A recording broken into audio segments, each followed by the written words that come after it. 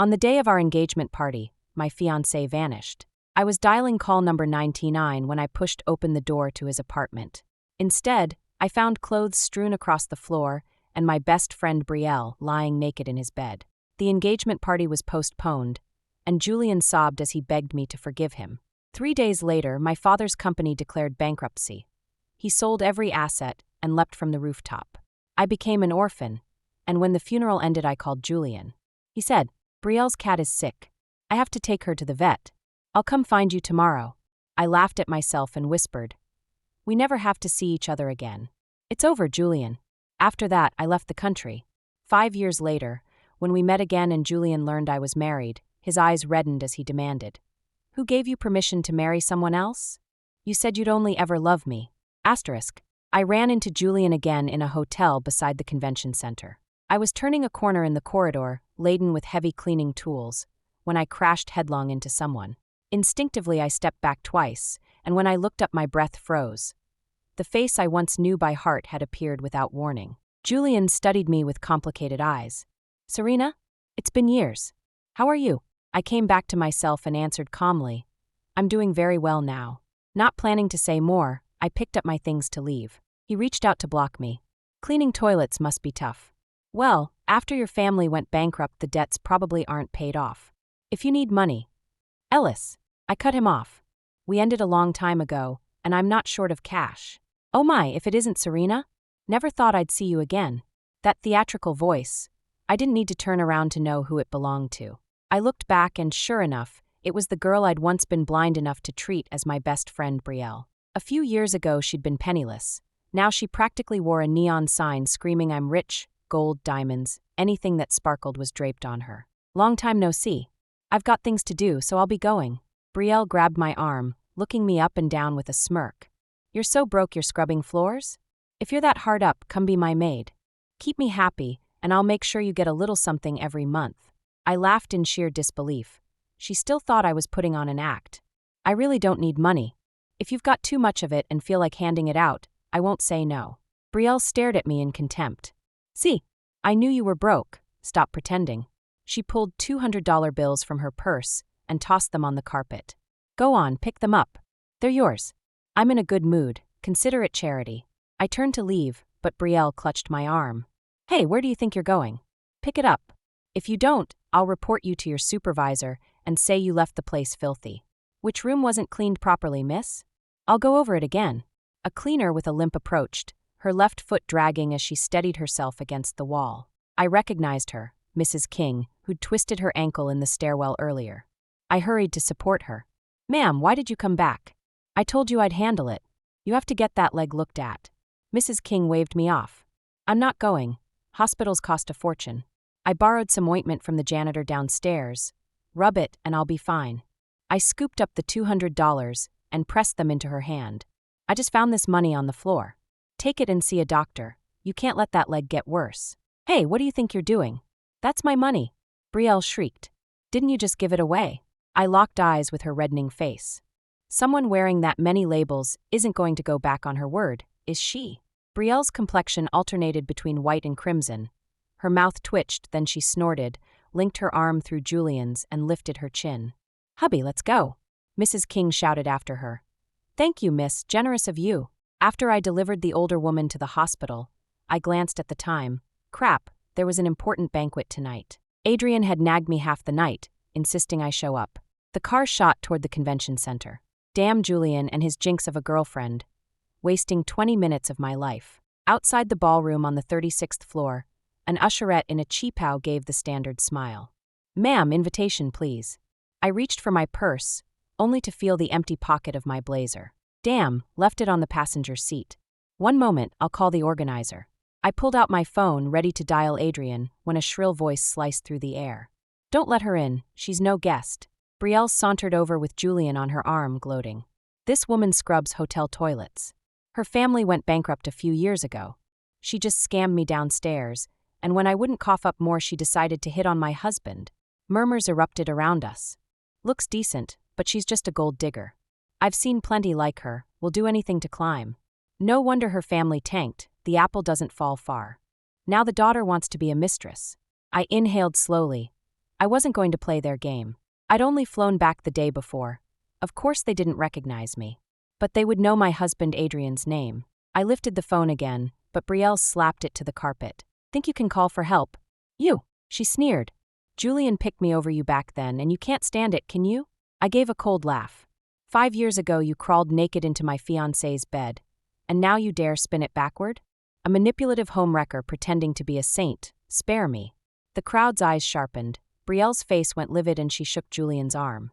Hubby, tell them. Who's lying? Every gaze swung to Julian. He swallowed, then lowered his eyes. Belle is telling the truth. I snorted and rolled my eyes. I should have known what kind of trash he was 5 years ago. Why expect anything now? Back then Julian and I had started a company together. Belle had been his assistant. When she deleted the pitch deck I'd spent a week building, I stormed in to confront her. Julian just shrugged. She cried so hard she had an asthma attack. Redo the file, why be so harsh on a little girl? When her mistake landed me in the hospital with anaphylactic shock, Julian still defended her, insisting I was overreacting out of jealousy. Now here he was at the center of the crowd, immaculate suit, cold eyes, pushing me into the abyss with his own hands once again. Belle heard those words. She twined her arm through Julian's and flashed the smile of a victor. She looked around and announced, "You people still don't know, do you? She's the daughter of William, the William who leaked trade secrets, broke the capital chain, and bankrupted the company." What? Like father, like daughter? William was morally bankrupt, so of course his daughters know better. Insult me all you want, but leave my family out of it. I whipped my head toward the balding middle-aged man and snapped, "Shut your mouth. My father was nothing like that. There has to be another side to the story, and I won't let any of you smear him." What other side could there be? If he hadn't done it, why else would he have committed suicide? He took his life because of my mother. Enough, Alex. Stop making excuses. The more you explain, the more you're hiding the truth. Can't you see that? At that moment, Belle's delicately made-up face looked grotesquely distorted to me. Belle, you're the last person qualified to judge them. As I spoke, I grabbed a champagne flute off the nearest table and hurled it at her. Belle shrieked and stumbled backward. Her stiletto twisted, and she toppled into the 3-tiered crystal tower beside her. The tower collapsed, shards exploding everywhere. Thin cuts bloomed across Belle's face and arms. Blood mixed with champagne and streamed down her skin. "My face, my dress!" she howled, hysterical. Julian's expression darkened. He shoved me hard and snarled, "Serena, you're exactly as vicious as you were 5 years ago. Don't push your luck." Seeing Julian's anger, the balding man immediately bowed and scraped. "Jordan, let me teach her a lesson for you." With that, he lunged from behind me, his greasy paws shooting straight for my chest. "Feisty little tramp, isn't she? Big brother'll teach you. Teach this, you old turtle." I stepped back half a pace, aimed the needle heel of my pump, and rammed it upward with everything I had. A porcine squeal tore through the air. "She's assaulting people. Somebody stop the crazy woman." Belle shrieked over the din. "Whoever pins her down gets first crack at a partnership with Lloyd Ventures." Julian frowned at Belle, but didn't contradict her. 3 men lunged at once. I snatched a dinner fork from the table and plunged it into the foremost one's forearm. He shrieked and clutched his arm, retreating. Before I could breathe, a brutal shove from behind sent me staggering. The Persian's edge caught my heel, and I crashed to the floor. Razor-sharp shards sliced into my palms. Champagne and blood swirled into an obscene crimson ribbon across the marble. I tried to shove myself upright, but the 3 men were already on me.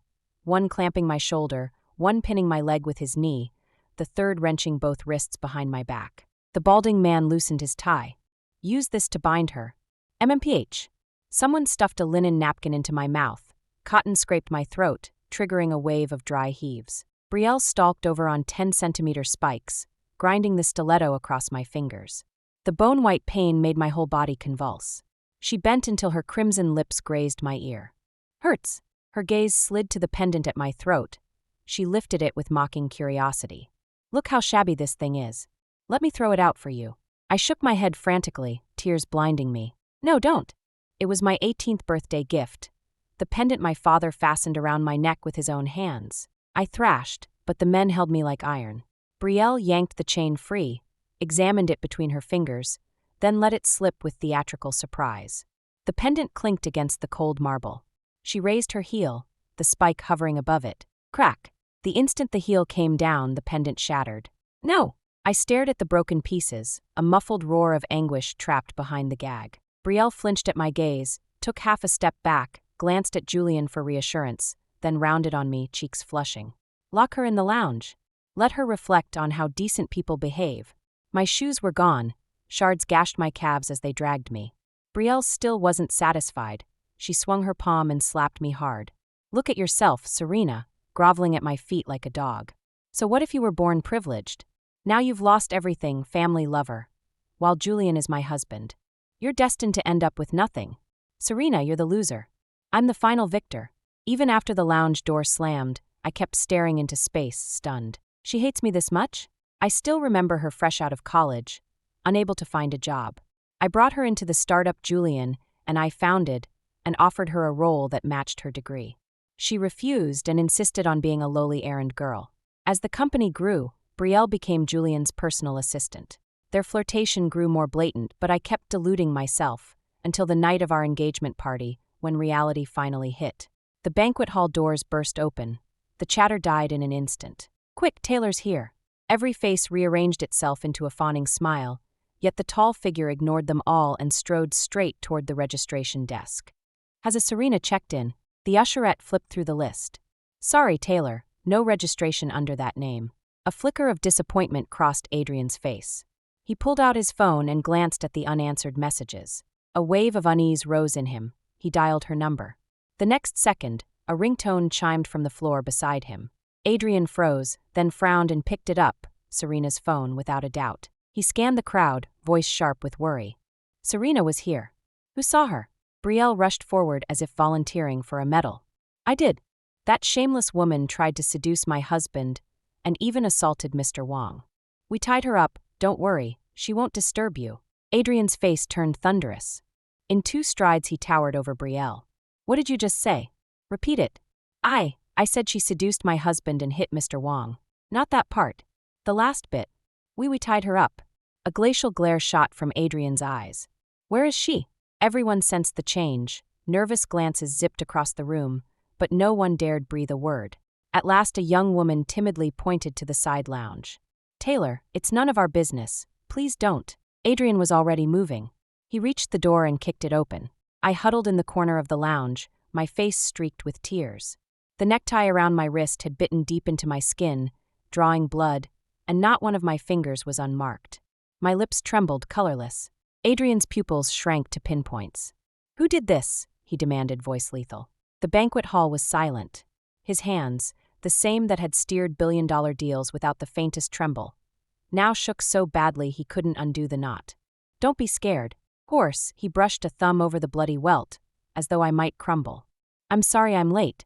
The gag came free. I coughed a mouthful of blood, my throat on fire. Adrienne. I fisted his collar, tears mixing with blood. The necklace Dad gave me, it's broken. He crushed me against him, and the last thread of my composure snapped. I sobbed into his shoulder. Ambulance is on its way, he whispered against my hair. Then he turned to the crowd, voice like winter steel. Whose tie is this?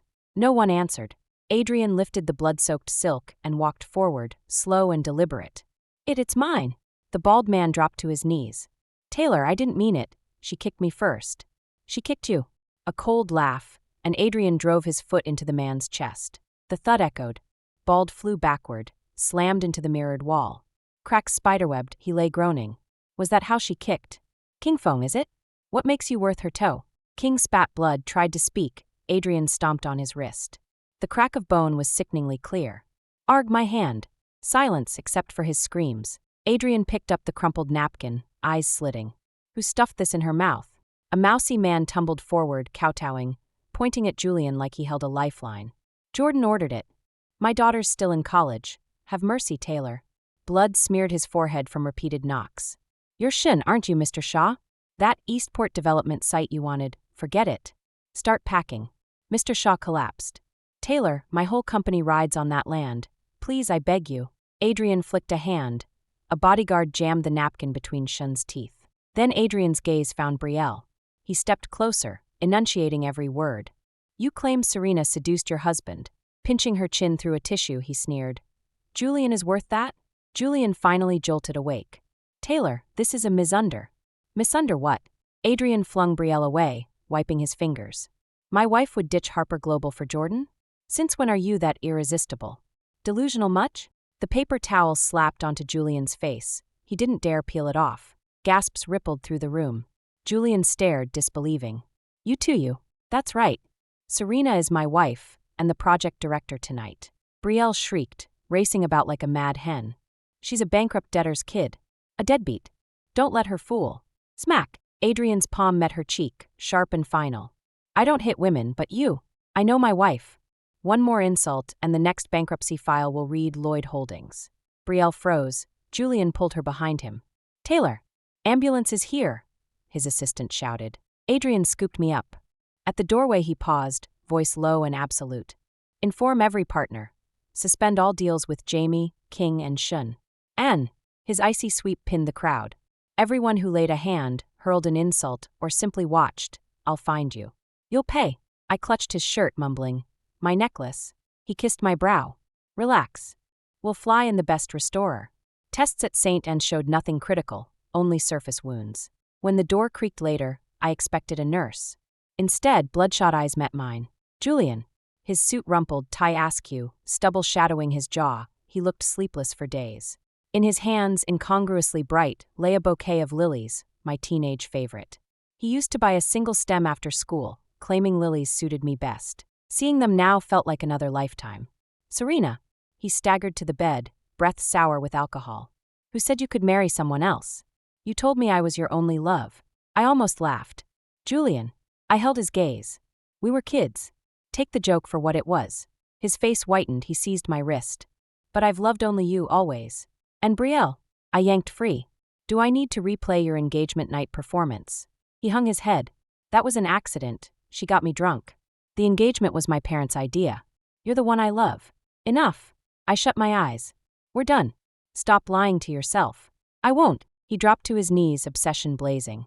You're mine. Divorce him. He grabbed my chin, forcing a kiss. I struggled. The four ripped from my vein, pain shooting up my arm. You're insane. Don't make me hate you. Hate me then, he breathed against my ear.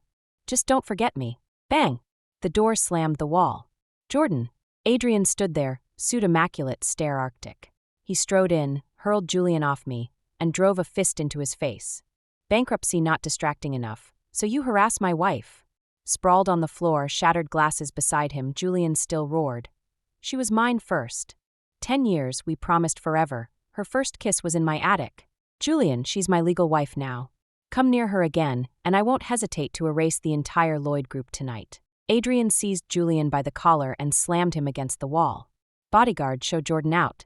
Before leaving, Julian glanced back at me, an unreadable storm in his eyes that made my heart lurch. The door shut, cutting off my view. Adrienne lifted my bleeding hand with infinite care, pressing an alcohol swab to the wound and blowing gently. Does it hurt? I shook my head. How are the Lloyds doing? He pinched my cheek, voice soft. Give it a month. Bankruptcy is guaranteed. Sure enough, within a week Richard and Casey arrived with Belle in tow, apologies spilling from their lips. Belle was gaunt, her once flawless makeup gone, purple crescents under her eyes. She kept her head down, nudged forward like a puppet by Casey. Taylor. Casey forced a smile. Belle knows she was wrong. Please be magnanimous. Belle murmured. I'm sorry, it was all my fault. Richard dropped to his knees, slapping himself. The Lloyd group can't fall. Taylor, leave us a lifeline, I beg you. Adrienne sat on the bedside, paring an apple without looking up. Forgiveness depends on my wife. Every Lloyd I turned to me. Serena, we watched you grow up. No need to be this ruthless. I clenched the quilt. Casey, do you remember what you said when my family went bankrupt? Casey's face froze. You told me. The Vance family is ruined. Why are you still here? Don't cling to Julian anymore. Adrienne's gaze turned glacial. Cold sweat beaded on Richard's forehead. That was the past. Yes, the past. I stood. So please leave. Casey knelt too, reaching for my hand. Adrienne swatted her away. Serena, we were blind then, but after all these years, don't drive us to extinction. I'm not the one killing you. I'm tired, go. Adrienne flicked his fingers. Bodyguards strode in and escorted the three out. During my 2 weeks in the hospital, Julian kept trying to see me, but 8 times out of 10 bodyguard turned him away before he reached my door. On discharge day, Julian cornered me in the underground garage. Adrienne stepped between us, eyes arctic. I clasped Adrienne's hand inside. Say it all now, afterward don't bother us again. Serena. His voice cracked. Brielle's been thrown out. She's a wreck, not an inch of skin unbruised. The Lloyd Group is finished. Every partner has pulled funding. We won't last much longer. So you want my pity? No. I just need you to know I was wrong. Without you I can't breathe. He moved to seize my hand. Adrienne's warning glare sent him stumbling back. With Brielle I felt superior. Her need fed my ego. Now I see it was only vanity. Serena, can you give me one more chance? Never. I shut the car door with finality. In the rear-view mirror his figure shrank until he collapsed, a dog abandoned by its owner. I never expected to see Brielle again. She stood before me, hair matted, wearing rags stained with dried blood, cheeks streaked with tears. Serena, may I speak to you one last time? Wary, I asked. What do you want? She undid the top buttons. Cigarette burns peppered her chest. I stared, horrified. No wonder Julian said not a patch of her was unharmed. Brielle clutched me, sobbing, and for an instant the years rolled back. The Lloyds aren't human. They vent on me, lock me in the cellar. I escaped. Serena, I have a secret. She leaned to my ear and whispered, the leak that destroyed your father's company. I stole the file for the Lloyds. Ice flooded my veins. I gripped her wrists. Don't look at me like that. I was scum. But you were so good to me. Took me home. Your mom never locked her study. It was easy. Brielle, you. Agony knifed my abdomen. I looked down, a blade buried to the hilt, blood blooming across my blouse. Serena, you only outdid me by birth. I'll drag you down with me. She yanked the knife free, laughing like a madwoman, and sprinted away. Stop her. She stabbed someone, voices shouted. Too late. Brielle dashed into traffic, straight into a speeding truck. Bang! Brakes screeched, metal thudded into flesh. Blood sprayed as her body flew, then smacked the asphalt. Her eyes stayed open, fixed on me, a twisted smile frozen on her face. And I collapsed beside her. Darkness swallowed me. I drifted into a dream. In it I met Brielle for the first time. A timid girl in a faded t-shirt stood at the dorm door, twisting the hem. Hello, I'm Brielle. Her smile curved like a crescent moon. For 4 years she was the poorest among us, often eating only steamed buns and pickles. I started inviting her to meals, secretly topping up her dining card, giving her clothes and makeup. Her family favored sons. She couldn't go home on holidays, so I brought her to my house. Dad, hearing her story, always bought 2 of everything, 1 for Brielle, and took her on trips. But Brielle changed. She learned to style her hair, to apply lipstick, and whenever she eyed my designer dresses her gaze grew complicated. Serena, I envy you, she murmured, fingers brushing silk. You're the Vance princess. Everything looks perfect on you. I missed the jealousy and resentment swirling behind her eyes. She began circling Julian. At first she still lied. Serena, it's coincidence, bumped into him. Later she didn't bother, brazenly tucking her arm through his, smirking at me. Had I done something wrong, or had I simply been too good to her? At the end of the dream, Brielle stood in a pool of blood, grinning at me like a fiend. Serena, it's all your fault. You killed your mother, you killed me. You're nothing but a jinx. I jolted awake. A blinding white filled my eyes. Adrienne's fingers were locked around mine, his eyes bloodshot, voice raw. You're finally awake. Haven't slept in days? I lifted a hand to touch his face, but the 4 tugged and I hissed at the sting. Adrienne caught my palm and pressed it to his cheek. His skin burned, his lashes quivered, and a tear splashed onto the back of my hand. 3 days. His voice was almost gone. You were out for 3 whole days. I tried to smile and comfort him, but the salt of tears touched my lips. Somewhere along the way, I'd started crying too. Adrienne said Brielle had died at the scene. She was still in the morgue. No family had come forward, and the Lloyds wanted nothing to do with her. I looked down, then back at him. I'll go. I should see her off. Adrienne's knuckles went white, but he only wrapped my fingers in his. I'm coming with you. I told him everything Brielle had said. He was quiet for a moment, then pulled me close. Follow the Lloyd trail, and we'll find the proof. Their company won't last much longer. Yet every thread snapped with Brielle. So Adrienne walked straight into Lloyd headquarters. Sam, tell the truth now and Lloyd Corp might still survive. Richard barked out a laugh, hoarse and manic. Truth? What truth? He slammed the desk and stood. The company is finished. The money's gone. What do I have left to fear? Even if Lloyd Corp lives, why should I care? Adrienne studied the man on the brink, said nothing, and slid a card across the table. Think of your family. Call me when you're ready. A week later, Lloyd Corp collapsed. The glittering Harborview estate was seized, and the family crowded into a cramped rental. Then Julian fell sick, raging Morgan. They couldn't even scrape together the hospital bill. Richard begged every contact he had. No one dared answer. In despair, he found Adrienne's card, fingers shaking as he finally dialed. At the press conference, Richard looked a decade older. Back then, I paid Betrayal to steal Vance Group's confidential files and leak them. His voice cracked, each word a struggle. Then I framed Chairman William. The reporters erupted, flashbulbs popping like gunfire. After Vance declared bankruptcy, Lloyd Corp swallowed their core business. He squeezed his eyes shut and covered his face. That's how Lloyd Corp became what it was. The moment he finished, officers cuffed him and led him away. Adrienne found Julian the best oncologist, but the cancer was stage 4, beyond saving. Julian kept sending messages. He wanted to see me one last time. I walked into the ward. The gaunt stranger in the bed made my head spin. Say what you need to say. When he saw me, his eyes flared, then dimmed. Serena. It was barely a sigh. I really didn't know. I stayed at the foot of the bed, silent. My parents and Betrayal made the deal. Each breath rattled. They promised she could marry into the Lloyds once it was done. A bitter smile tugged at his lips. I'm sorry. I don't deserve forgiveness. The room was so quiet the heart monitor echoed like a dripping faucet. Could. His trembling hand lifted. Could you hold me one more time? I turned and walked out without looking back. 1 month later, Julian died. It happened to be Richard's sentencing day. The judge's gavel crashed like a sledgehammer. Richard, for corporate fraud, instigating criminal acts and related charges, 20 years. The gallery exploded. Casey slumped in her seat, every trace of glamour erased. She had nothing left, her son dead, her husband locked away, the Lloyd dynasty dust. Late that night, I curled on the window seat rug in the Harper estate, watching rain streak the glass. Adrienne brought hot milk and sat beside me. Your father's name is cleared. The truth about Vance Group's bankruptcy is public. I stared at the ripples in the cup. But Dad, he'll never come back. I know why he ended his life. That company was built by him and Mom, his last faith, their love made real. The year Mom died, he sat every night clutching her things. Vance Group was all he had left. Adrienne slipped behind me, arms circling my waist, his warmth against my chill. The Lloyds were greedy. If Betrayal hadn't helped, they'd have found another way. You still have me. The storm stopped. Moonlight cut through the clouds. Adrienne opened a velvet box. Inside was the necklace shattered at the gala, now flawless. I hired the best jeweler. Took ages. Tomorrow let's visit Mom and Dad. I laced my fingers through his. I'm glad you're here.